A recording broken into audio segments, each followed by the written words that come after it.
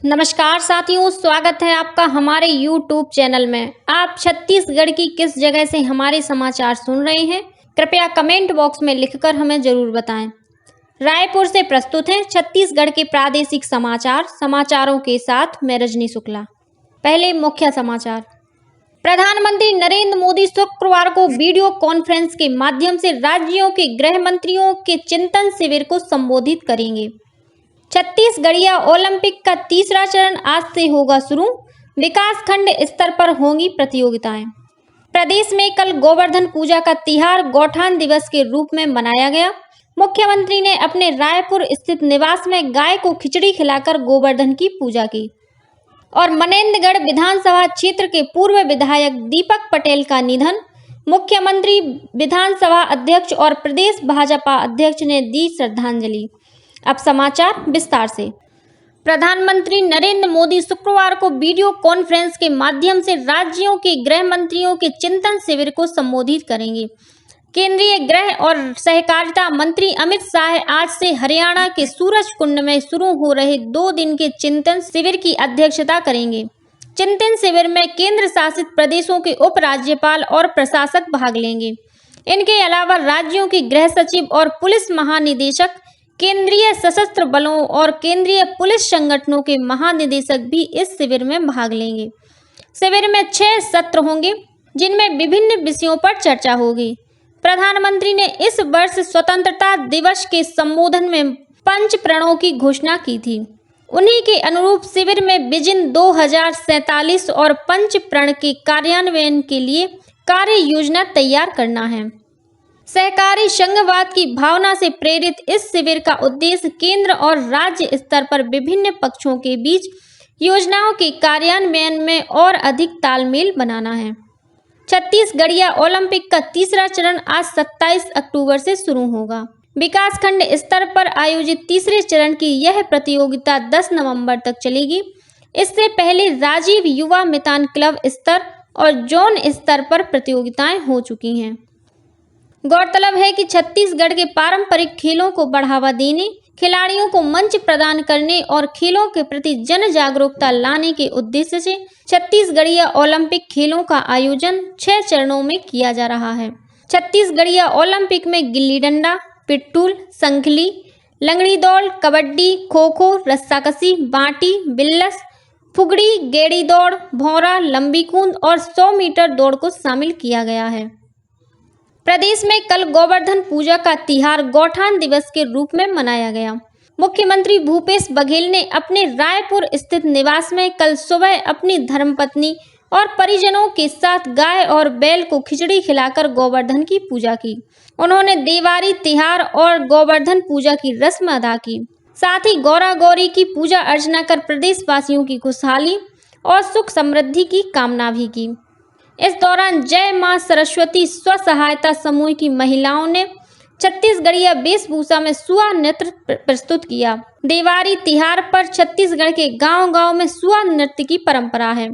वहीं धौरा भाटा के कलाकारों द्वारा छत्तीसगढ़िया वाद्य यंत्रों और पारंपरिक वेशभूषा के साथ राउत नाचा प्रस्तुत किया गया। मुख्यमंत्री ने पारंपरिक वेशभूषा में इस नर्तक दलों के बीच पहुंचकर उनका उत्साह बढ़ाया। इस अवसर पर मुख्यमंत्री ने कहा कि छत्तीसगढ़ में एक दूसरे के घरों में दीपक पहुंचाने की परंपरा है। यह परंपरा लक्ष्मी पूजा से शुरू होती है और गौरा गौरी पूजन, गोवर्धन पूजा तक इस परंपरा का निर्वहन होता है। उन्होंने कहा कि गौवंश के हित में राज्य सरकार लगातार काम कर रही है, जिसका लाभ पशुपालकों को मिल रहा है। वहीं महासमुंद जिले के विभिन्न गौठानों में भी कल गौ माता की पूजा कर गौवंश को खिचड़ी खिलाई गई। इस अवसर पर महिला स्व सहायता समूह, गौठान समितियों के सदस्य, जनप्रतिनिधि और ग्रामीण उपस्थित थे। बिलासपुर जिले के गौठानों में भी गौठान दिवस मनाया गया। इस अवसर पर गौठानों को स्वावलंबी बनाने एक संगोष्ठी का आयोजन किया गया। दुर्ग, सूरजपुर सहित प्रदेश के अन्य जिलों में भी गौठान दिवस मनाया गया। राजधानी रायपुर सहित प्रदेश भर में कल गोवर्धन पूजा और अन्नकूट का त्योहार उत्साह और उमंग के साथ मनाया गया। कल के दिन गौ माता की पूजा की गई और उसे भोग अर्पित किया गया। राजधानी रायपुर के प्राचीन दूधाधारी मठ में भी अन्नकूट और गोवर्धन पूजा का कार्यक्रम आयोजित किया गया। प्रदेश के अन्य जिलों से भी अन्नकूट और गोवर्धन पूजा का पर्व मनाए जाने के समाचार मिले हैं। लौह पुरुष सरदार वल्लभ भाई पटेल की जयंती 31 अक्टूबर को राष्ट्रीय एकता दिवस के रूप में मनाई जाएगी। इस अवसर पर प्रदेश में विभिन्न कार्यक्रमों का आयोजन किया जाएगा। इसी कड़ी में 29 से 31 अक्टूबर तक दुर्ग भिलाई में अर्धसैनिक बलों बीएसएफ, एसएसबी, सीआईएसएफ, एनसीसी और खेल मंत्रालय द्वारा विभिन्न कार्यक्रमों का आयोजन किया जाएगा। साथ ही साइकिल रैली, बाइक रैली, पैदल मार्च और सांस्कृतिक कार्यक्रम भी होंगे। गौरतलब है कि सरदार वल्लभ भाई ने 565 रियासतों का विलय कर भारत को एक राष्ट्र बनाया था। इसके मद्देनजर वर्ष 2014 से उनके जन्म दिवस को राष्ट्रीय एकता दिवस के रूप में मनाया जाता है। भारत ने अपने नागरिकों को तत्काल यूक्रेन छोड़ने का परामर्श दिया है। यूक्रेन के कीव में भारतीय दूतावास ने परामर्श में कहा है कि भारतीय नागरिक सीमा तक पहुंचने के लिए दूतावास से मार्गदर्शन और सहायता ले सकते हैं। वे भारतीय दूतावास से फोन नंबर 380933559958 380635917888 और 380678745945 पर संपर्क कर सकते हैं। भारतीय नागरिक सीमा पार करने के उपलब्ध विकल्पों के बारे में भारतीय दूतावास की वेबसाइट देख सकते हैं। वे रोमानिया, पोलैंड, हंगरी और स्लोवाकिया में ही भारतीय दूतावास से संपर्क कर सकते हैं। कई भारतीय नागरिक कीव में भारतीय दूतावास से जारी पहले परामर्श के बाद ही यूक्रेन छोड़ चुके हैं। मनेंद्रगढ़ विधानसभा क्षेत्र के पूर्व विधायक दीपक पटेल का परसों निधन हो गया। वे कई दिनों से बीमार थे और उनका उपचार चिरमिरी के सामुदायिक स्वास्थ्य केंद्र में चल रहा था। श्री पटेल भाजपा संगठन में विभिन्न पदों पर रह चुके थे। उन्हें छत्तीसगढ़ विधानसभा में सर्वोत्कृष्ट विधायक के रूप में सम्मानित किया जा चुका है। साथ ही वे विधानसभा में गठित विभिन्न समितियों के सदस्य रह चुके हैं। उनके निधन पर मुख्यमंत्री भूपेश बघेल, विधानसभा अध्यक्ष डॉक्टर चरणदास महंत, प्रदेश भाजपा अध्यक्ष अरुण साव सहित भाजपा के वरिष्ठ नेताओं और कार्यकर्ताओं ने उन्हें अपनी श्रद्धांजलि अर्पित की है। रायपुर जिले में डेंगू के मामलों में लगातार इजाफा हो रहा है। इसे देखते हुए स्वास्थ्य विभाग ने एहतियाती कदम उठाना शुरू कर दिया है। जिले में 49 मरीजों में डेंगू की पहचान की गई है। इनमें शहर के 30 और आसपास के गांव के 29 लोग शामिल हैं। मुख्य चिकित्सा और स्वास्थ्य अधिकारी डॉक्टर मिथिलेश चौधरी ने बताया कि स्थिति को नियंत्रण में करने के लिए स्वास्थ्य विभाग की कई टीम बनाई गई हैं, जो अलग अलग इलाकों में जाकर लोगों को इलाज के प्रति जागरूक कर रही हैं।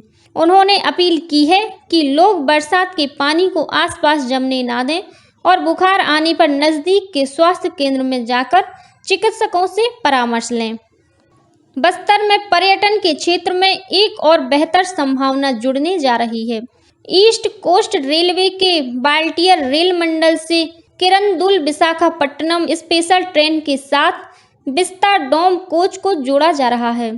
पहले इस कोच को आंध्र प्रदेश के अरकू स्टेशन तक चलाया जाता था, जिसे बढ़ाकर अब किरंदुल तक कर दिया गया है। इस कोच के लगने से पर्यटकों को बस्तर तक आने में सहूलियत होगी और इस कोच से टूरिज्म का विस्तार बस्तर तक भी होगा। विस्ता डोम कोच की खासियत यह होती है कि डिब्बे का अधिकांश हिस्सा पारदर्शी कांच का बना होता है। 180 डिग्री पर घूमने वाली कुर्सियां होती हैं और बड़ी खिड़कियों, स्लाइडिंग दरवाजों से एक कोच पर सफर लग्जरी ट्रेन का एहसास कराता है। जांजगीर चांपा के बड़ेरा डीह स्थित किसान स्कूल में इन दिनों गुरु घासीदास विश्वविद्यालय बिलासपुर के 15 विद्यार्थी ग्रामीण प्रौद्योगिकी के साथ ही खेती किसानी के 18 अलग अलग विषयों पर प्रशिक्षण प्राप्त कर रहे हैं। 5 दिनों तक चलने वाले इस प्रशिक्षण शिविर में पर्यावरण और मानव स्वास्थ्य पर रासायनिक खाद का दुष्परिणाम तथा जैविक कृषि की आवश्यकता के बारे में जानकारी दी जा रही है।